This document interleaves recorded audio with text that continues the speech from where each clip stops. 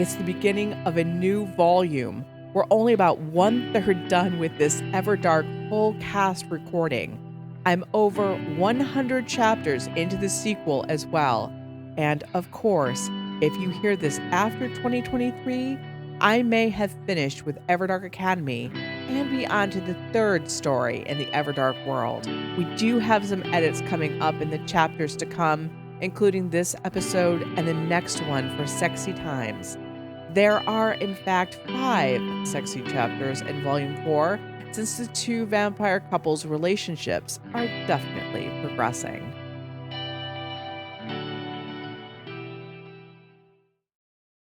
Last on Everdark, Julian fretted as he realized that the immortal Callie can simply move from body to body, never dying if they are injured or killed. What happens to the souls of the people in the other bodies is left unclear. Balthazar and Daemon return from their time with the Callie vampires. Balthazar has discovered cognac mixed with corpse powder can make him delightfully drunk. But now he has to sober up to prepare for Christian's parents coming to dinner. Daemon and Julian go to spend some time alone together. Everdark, Episode 46, Soar. Daemon lifted Julian into his arms as they walked down the hallways towards the back door and the coach house. Julian let out a surprised laugh, but wound his long legs around Daemon's waist easily. Julian's cheeks flushed red, and he did glance around to see who noticed this. It was adorable that Julian cared what others would think, though these vampires seemed slightly more conservative than he was used to, as the reaction to his nudity had told him. "What's up?" Julian asked, as he easily put his arms around Daemon's neck. One of his eyebrows rose up. "Is something wrong?"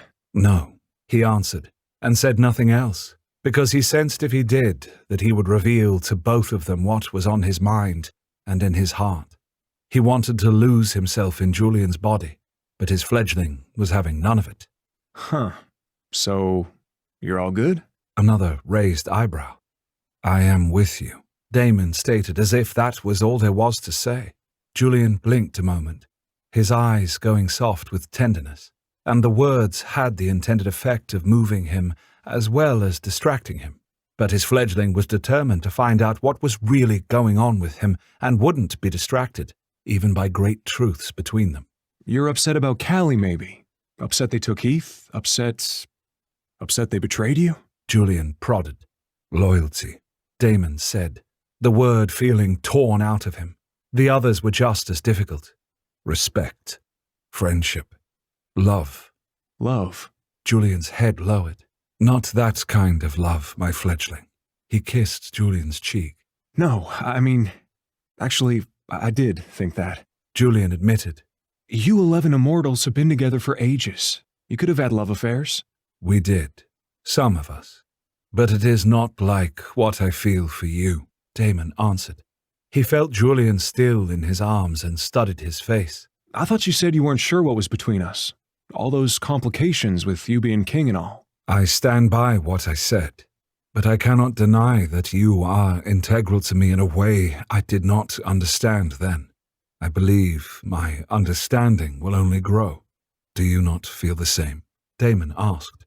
It was only after he asked it that he realized he could be setting himself up for a blow. Julian was determined to be independent. Julian swallowed deeply. "I don't think there is any me without you, and that scares the living crap out of me. Will this change? Will it get easier? I mean, when you left me here to go after Callie, I was going crazy. I don't want to feel..." "Feel what?" "I lost my parents, Daemon.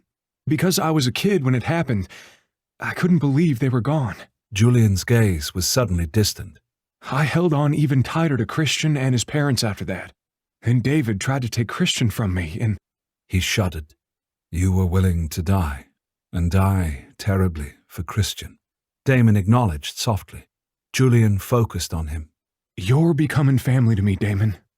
I can feel it. Daemon kissed him. Not a passionate kiss, a tender one. "I know you are afraid to lose again. You will not lose me." "Can you promise that? Really promise that?" Julian's eyes flickered over his face. "Yes, Julian, I can." Julian shook himself. I have to believe you. I want to believe you. Time will tell. They passed out the back door and into the dew-drenched garden. He could smell dawn on the horizon. Julian would soon become sleepy, whether he wanted to sleep or not. It was hard to believe he was just a few days old.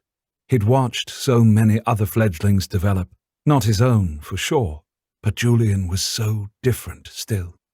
Julian's expression turned from thoughtful to serious again, focused on him. You expected to come back and find the immortal Callie and the others waiting for you. They disappointed you. His fledgling was no longer guessing. He felt the light brush of Julian's mind against his own.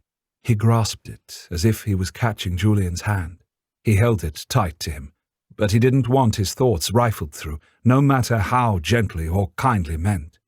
I think I have disappointed myself. I thought I was worthy of these things from them. Evidently not, Daemon answered simply as he shifted Julian tighter against his chest. Again, Julian's expression became tender. His fingers linked behind Daemon's neck. You are worthy of those things, Daemon. You're incredible. My fledgling, Daemon said with a smile. I'm not just saying that because I'm your fledgling. Julian protested.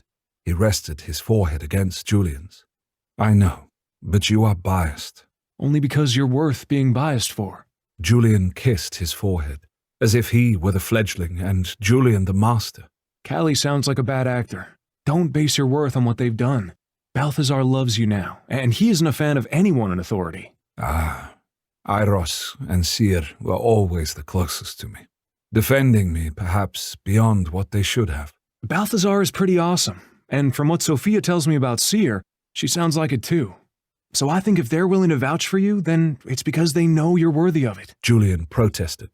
They'd reached the coach house, and one of the acolytes opened the door for them before Daemon had to shoulder it open. They clearly had been alerted to them coming and were on the lookout. This pleased him. He gave a nod in passing, with Julian calling out their thanks as Daemon carried him up the stairs to their rooms. There was a sense of relief and comfort the moment the doors of their rooms shut behind them. He could block out the entire world and just forget everything but Julian. The pressure in the back of his mind that told him that other immortals were out there, some hiding, some having forgotten who they were, others imprisoned, pulled at him. But he would wreck himself on the rocks if he thought too closely on that. His power was not where it needed to be to solve all these seemingly impossible problems. But he could be. He absolutely would be. Daemon buried his face in Julian's chest and just breathed in and out. Julian wrapped his arms more securely around his neck, fingers sifting through his hair. What do you need? Julian asked softly. Tell me what you need. To feel you against me. To know you're safe. Daemon's words were blurred as he still had his face pressed against Julian's front. Of course, yes, whatever you need. Julian murmured as he kissed Daemon's head and ran his fingers through his hair. He carried Julian into their bedroom and tenderly laid his fledgling down on the bed. Julian only reluctantly let go of him, but he finally did unwind his body from Daemon's. He sprawled backwards on the white comforter. He looked rumpled and beautiful. All mine. Yours, huh? Julian's right eyebrow rose in amusement, as did his lips. Yes. Those bright eyes narrowed, though the smile still remained. Really? Do you doubt it? Would you want it otherwise? Considering what Julian had just admitted to about where Daemon was in his heart, he knew the answers to these questions. Yet it amused him how Julian twisted and turned to make it seem as if he was not Daemon's. No, just... You think you lose yourself if you are mine, but you do not. It is what has been fated, Daemon said simply. You cannot fight fate. Fight fate? Still, Julian gave him that narrow-eyed look, which only disappeared when Daemon kissed him. And then the smile broke the suspicion, and Julian laughed. Was this all seriously fated? I mean, you mentioned something about this, but you didn't know me when I woke you up. Julian pointed out. You didn't think that I would make it after I drank your blood. That's why you withdrew from me. Do not mention that. It causes me such shame. Daemon dragged his fingers through Julian's hair, relishing the soft locks. Julian turned his face into his hand. He kissed Damon's palms. Those kisses were like butterfly wings fluttering against his skin. His stomach muscles tightened at the sweetness of it. Do you think I'm damaged because of it? Julian demanded to know. What? Of course not. You are perfect, my fledgling. There is nothing whatsoever wrong with you. Damon was quick to assure him. It was the truth, but even if it weren't, he would find no flaw in Julian. So why didn't you take me with you? A very mulish look crossed that lovely face. To fight Kali? Yes, to fight Callie. You took Balthazar? Again, even though Julian was lying on his back, his chin was tipped up. I fought really well on the roof at my place. You said so. Damon's fingers left Julian's cheeks and trailed down his throat. He knew that though Julian was very adventurous and did not often look before he leaped, he was sensible of his own limitations. So surely he knew the difference between fighting 2 vampires and going after an immortal. I am sorry I left you, my fledgling, but I would not take you into a fight with Kali, Damon answered. Tears were in Julian's eyes, and he felt his fledgling's confusion for them being there. Julian switched to speaking out loud. It was revealing when he chose to do this. This is what I mean about me not being normal.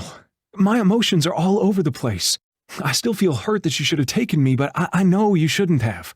Julian gripped the front of his vest and twisted the material. Every time you leave, I feel abandoned. Just like when you turned your back on me in Nightfallen. Teach me how to not feel this. Damon stood between Julian's legs, feeling the heat from them, seeing the beauty spread before him. Had he damaged Julian? As I said before, only time will show you that I am not abandoning you, he finally answered. That I would never abandon you. Again? That you would never abandon me again? Julian's voice was hoarse. He rubbed his tears away. Damn it. You don't need this now. I know you're feeling really messed up about Callie. You don't need my shit. This isn't even logical. It is logical. You felt alone. You were alone in a frightening situation, believing you were facing death with Christian's life on the line, Daemon answered. You could hate me for having done that. I couldn't hate you. You did your part of the bargain. We didn't know one another then, Julian said, continuing to swipe away the remnants of angry, frustrated tears. His head was to the side, his neck exposed, the pulse point right there, begging to have his lips pressed against it. His fingers slid down and rested against that spot. You were always my fledgling, no matter how long you would have lived, he whispered. I forgot that. Julian turned to look up at him again. You gave me the strength I needed to save Christian. You couldn't come with me. And when I reached out to you, you reached back. In the end, he admitted. You didn't have to at all. But Julian was still unhappy. He still felt uncertain. Had Daemon damaged his fledgling? Again, this question sliced through him.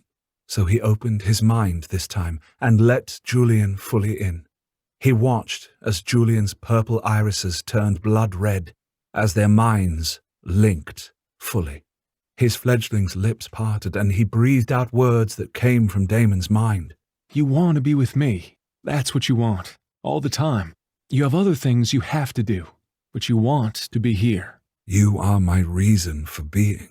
All the rest, it is hard to have lost something that you thought was so certain. But to be certain that something will never change, will always stay the same, is to thumb one's nose at fate, Daemon answered. He cupped Julian's face. But know this, I want you by my side for all that is to come. Julian's brow furrowed, lips parting as he realized. Even if it's tragic. Yes, for I am a selfish creature, and I cannot bear to let you go, Daemon admitted. Julian's mind voice was surprisingly certain and determined as he answered, Good, because I can't do this without you. Can't just simply go on without you. And that, fuck, it's too much. I feel eons in you. I feel things I can't even understand in you. It's like looking into time itself, and I'm too small, and you're too vast. He gently winnowed the connection between them. The red glow faded, and Julian blinked until his eyes were back to purple. He drew in a breath as if he had surfaced from under deep water. He looked up at Daemon in wonder. What are you? Julian asked. An immortal. You're more than that. The first among equals. You're more than that, too. Instead of answering his question, Daemon brought his left wrist to his mouth and bit into his own flesh until he tasted the rich, coppery blood. He then extended that wrist and held it over Julian's lips. The blood dripped down on Julian's parted lips. I want to be with you. Always you, Daemon murmured. Julian wrapped one hand around Daemon's wrist and brought it down to his mouth. He felt the pull of his blood from his veins as Julian suckled. His fledgling's eyes closed, and he practically curled around Daemon's arm. With his free hand, he petted Julian's head. He could feel himself flowing into Julian's body, nourishing him and bringing them closer together. He leaned down and kissed Julian's temple, which caused Julian to take a deeper swallow. Seer told me about you so long ago, but how could I ever believe you were real? I wanted you to exist too much. He rested his forehead against the side of Julian's head. I had given up hope, but you came and found me. Like Sleeping Beauty. Julian laughed even as he fed. Daemon's eyebrows rose. Who is he? She. Julian chuckled. And she was woken by a kiss. I like her already. He kissed Julian's temple again, his mouth lingering there as he savored the taste and feel of Julian's skin. Julian's head fell back, letting Daemon's wrist go. His lips were painted red with blood. His eyelids were still closed. Feels like electricity running through me whenever I drink from you. Like I can sense myself changing. You are growing stronger, slowly but surely. Then I can help you more. Julian murmured. Daemon petted him again. You just need to exist and be with me, Julian. That is enough. That is how you help me. A smile crossed Julian's lips and his eyelids cracked. Dawn's coming, isn't it? Yes. The sun is sending out her first rays, and you wish to sleep. I want to stay awake with you. I want to give you what you need. Julian reached over to his pants and tugged at them. You didn't bring me in here to talk, or just talk. You need this. You need me. I do. Always. My dearest acolytes, I regret to inform you that this podcast has been edited to conform to this platform's rules and regulations. Obviously, sexy vampire interludes are not appreciated by these plebeians. This episode has been cut to be acceptable to audiences of all ages. Not to worry, if you are interested in hearing the full episode with all the steamy parts included, you can purchase a monthly membership at wraithrain.com. Not ready to commit to a monthly membership? Then please visit the shop at wraithrain.com, where the full episodes are available for sale in audiobook format. Join us next time for episode 47, Slow Burn. The Everdark podcast by Ex Aratare is performed by Edward Fox, Adam Riley, Jay Thillis, Bruno Devant, Kelly Michaels, and Hannah Hart, with Liz Gentle as Seer. Edited by Matthew Prince, continuity by Adrielle Wiggins. Everdark is produced by Wraith Rain Publishing in association with Her Grace Reed Studios. Copyright 2022 by Wraith Rain.